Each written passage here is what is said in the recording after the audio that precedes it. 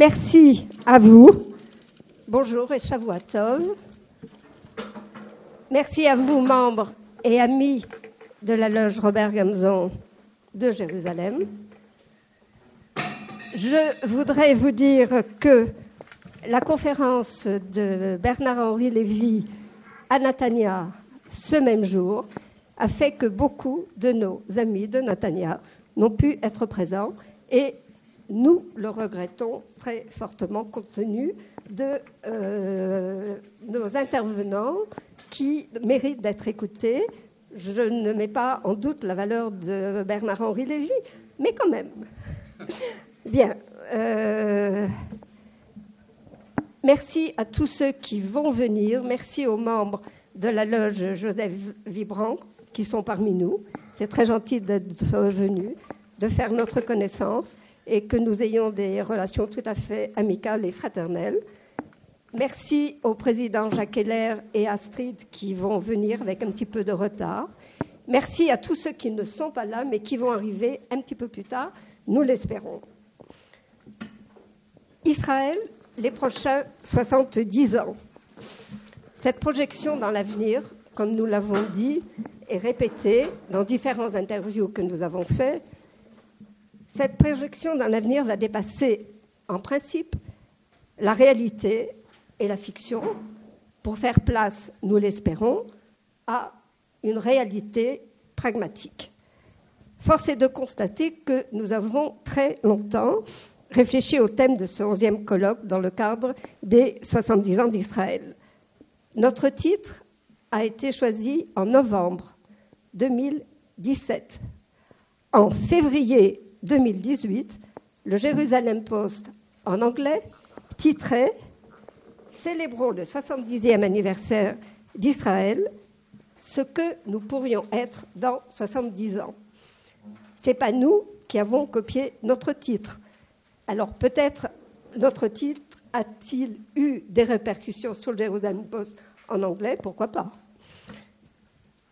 Je voudrais remercier toute l'équipe de la préparation de colloque qui demande un travail très important, mais très intéressant. Je voudrais remercier David Serzman, notre cinéaste qui est là et fidèle au poste et qui travaille conjointement avec Academ.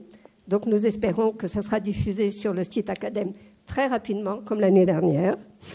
Merci à nos fidèles conseillers, Pascal Zonshine, assise, Yoel Sher, assis, toujours présent et toujours très constructif pour ce qui est la préparation des colloques. Israël, réalité et perspective. C'est un grand mot et je crois que nous allons en débattre d'une manière très approfondie. Merci à Suzanne Jama, qui est présente dans la salle, exceptionnellement, qui est responsable de toute la coordination du buffet avec sa petite équipe. Nous aurons et nous avons une pensée pour notre amie Léa Marcoux, une pensée pour notre ami Pierre Cahin, qui nous manque beaucoup, et leurs idées et leur implication. Et ils sont partis très très tôt, et nous sommes tous très émus en évoquant leur nom, et Pascal, que je vois en particulier. Je rappelle un petit peu la manière dont va se dérouler cette journée. Nous avons une Hafsaka de 10h50 à 11h10 dans cette même salle, sur la Mirpesset. Pierre Dreyfus, notre mentor,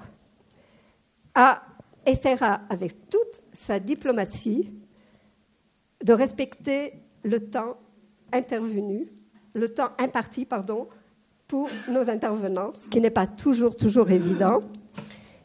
Nous avons la pause de collation à 13h10, si on respecte les temps, et je l'espère, de 13h10 à 14h. Et ensuite, nous avons la table ronde animée par notre ami Pascal Zonshine. Et vous aurez la définition de la manière dont va se dérouler cette table ronde, donc dans l'après-midi. Je vais très rapidement vous présenter nos intervenants, mais ce qu'il y a de très rapide. Nous avons M. Sergio Di Perola, qui est professeur émérite de l'Université hébraïque de Jérusalem, professeur à l'Avraham Hartman Institut, démographie et statisticien diplômé et renommé. Monsieur Gilad Sher, qui a une longue carrière diplomatique et qui était au sein de différents premiers ministres, dans l'équipe de différents premiers ministres, dans les années 99. Il est président du collège académique Sapir. Il est chercheur associé à l'Institut israélien d'études de la défense nationale et il est auteur de plusieurs livres sur le conflit entre Palestiniens et Israéliens. Il est associé au cabinet d'avocats Gilad Sher et compagnie. Shraga Blum, qui est journaliste, éditorialise dans différents médias français et en particulier dans le Petit Hebdo qui sort toutes les semaines. Monsieur Zvital, ici présent, est vice-directeur de la division des affaires étrangères, des affaires européennes du ministère des Affaires étrangères, coopération avec Machav au sein du ministère des Affaires étrangères, Machav, qui est une agence israélienne de coopération pour le développement international. Voilà, la deuxième partie de la matinée, ça va aller très très vite, mais je vous le présenterai après parce que nos intervenants ne sont pas encore là. Voilà, merci à vous tous. Nous attendons nos amis qui ne sauraient tarder et je vais passer la parole à Pierre Dreyfus.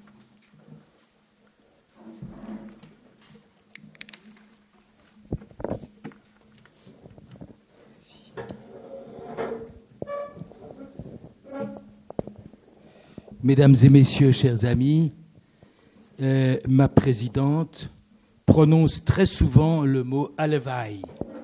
Alevai, l'équivalent de « Utinam » pour les latinistes, l'équivalent de « Plutociel » pour celles et ceux qui, comme nous, manient la langue française, c'est faire preuve d'un optimisme invétéré. Jacqueline est une grande optimiste. Allez. Nous sommes tous des optimistes dans le comité d'organisation de ce 11e colloque, puisque avec nos intervenants, nous nous projetons dans l'avenir de ce que sera Israël dans 70 ans. Alevai qu'à ce moment-là, Israël soit l'illustration d'une société plus sociale qu'actuellement. Alevai qu'Israël consacre moins d'argent pour sa défense que maintenant. Alevai qu'Israël soit reconnu par toutes les nations du monde. Alevai, alevai, alevai. On pourrait multiplier les alevai. C'est ce que nous allons envisager tout au long de cette journée, de manière tout à fait optimiste, selon l'organisation de la journée qui vous a été décrite par Jacqueline. Chacun des intervenants, oui, je dois dire chacun parce qu'il n'y a que des messieurs pour le moment, chacun des intervenants aura donc 20 minutes pour s'exprimer. Nous avons un tout petit peu modifié le programme en ce que, après l'intervention de nos amis ici présents, il y aura questions-réponses, quelques questions, quelques réponses qui seront faites. Et à cet égard, merci à celles et ceux qui poseront des questions de les faire brèves, précises et de ne pas refaire une intervention de 20 minutes. Cet après-midi, nous aurons donc la table ronde animée par Pascal. Et avant-dernier point, faites comme moi, s'il vous plaît. Mettez votre téléphone sur vibreur parce que c'est extrêmement dérangeant pour ces messieurs lorsque les téléphones se mettent à retentir. Je ne l'ai pas encore fait, je n'arrive pas, mais dès que j'aurai terminé, je me mettrai sur vibreur, ou alors vous avez la possibilité même de fermer votre téléphone. Dernier point, ayant une pensée pour une très grande dame, amie sincère et dévouée d'Israël, je veux parler de Simone Veil, décédée l'an dernier et dont les cendres seront transférées dans quelques jours au Panthéon. Il était né... Les cendres. Elle sera transférée au... Le corps. La dépouille. Merci, Shraga. Merci. Donc, la dépouille sera... C'est vrai. C'est tout à fait exact. Sera transféré. Merci beaucoup de m'avoir corrigé. Et je donne immédiatement la parole à notre premier intervenant, le professeur Sergio Della Pergola. Merci.